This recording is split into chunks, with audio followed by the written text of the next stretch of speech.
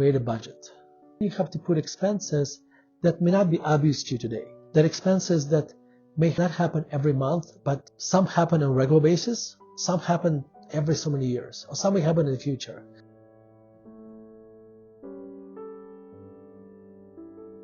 My wife and I were getting married. My friend Mark, who was 10 years older than me, at the time I was 28, my wife was probably 23.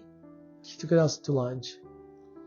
And Mark and I met when we were taking undergraduate, when we were taking finance together at SU Denver. And at that point in time, I already had a CFA degree and I had a master's degree.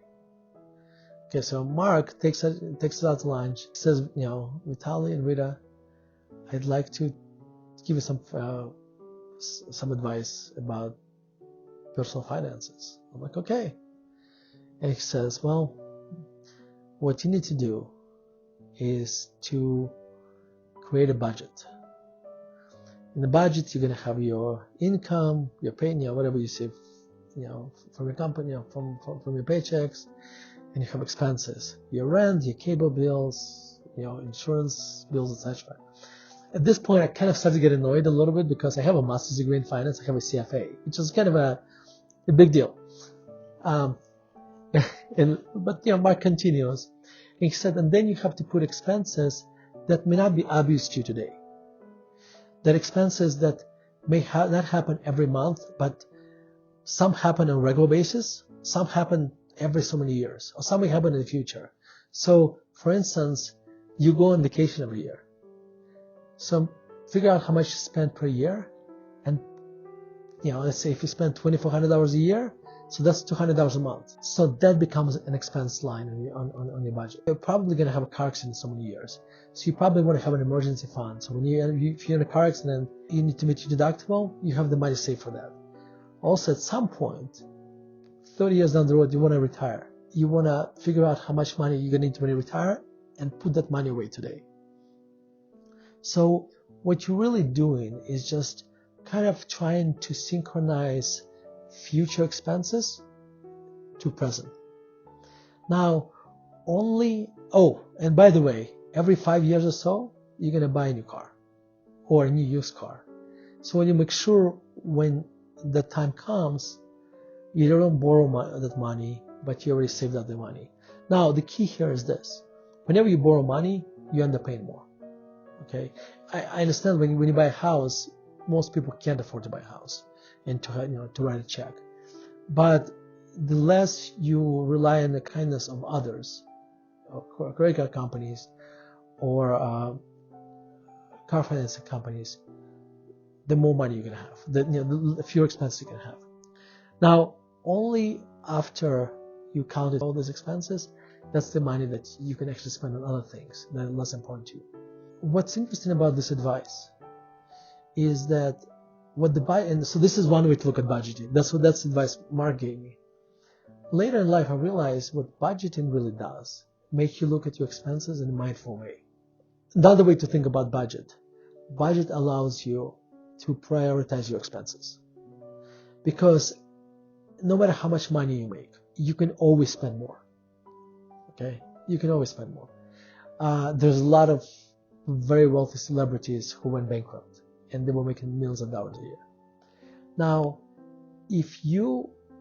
what the true budget makes you do, makes you think about what do you value, because you can't have everything. If you love going to Chipotle and you like Starbucks a lot less, so maybe you should spend less money at Starbucks and more money at Chipotle. Okay, at the expense of Starbucks. Okay, I have a friend who lives in a very modest apartment, who never goes out to restaurants, who doesn't earn a lot of money, but he travels all the time. Like he travels a few times a month to different states, throughout the country. Also the same guy, he lives in a small apartment with a roommate. Every 3 years he buys leases a new car. Okay, so he loves those cars. For him, I'm indifferent what I drive. He loves those cars. He spends less money on his food. He's not going out. he lives in a small apartment. At the same time, the money he saves, he allocates towards cars and travel. You and I may not necessarily make the same decisions, and that's okay. But what you need to do is figure out what matters to you, and what doesn't. Because at the end of the day, money buys the most when it buys things you value. Okay? And that's what really budget is prioritizing what you value. Therefore, when you spend that money, it buys you the most. This is my personal example, what I prioritize. It doesn't mean that it's appropriate for everybody, but I prioritize health, education, time. We don't have a budget, or we have a very loose budget when it comes to health. So when we go to the store, we buy the best tomatoes out there. When we don't have strict budgets on how much money we spend on trainers, on massages, etc. I buy time, meaning I'm not a very handy person, so I have somebody else come and fix things in the house or mow my lawn. Yeah. I have a personal assistant that helps me to schedule calls, and by doing those things, I'm saving a lot of time. We don't have a budget when it comes to education. So if my kids need to buy a book, they don't ask me about this. We don't have a budget how much money we spend on classes, etc. So those things are important to me. Okay. Now, I don't have any budgets in those categories, but we also, in the past, we drove the same car for 10 or 12 years. I live in the same house I lived for the last 18, 20 years. Last category that's very important to us is experiences. So we value experiences a lot more than material things.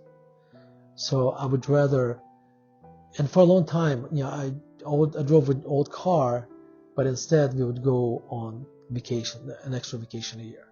So it's a time, experiences, health, and travel. So those are categories on which we have basically very loose budgets.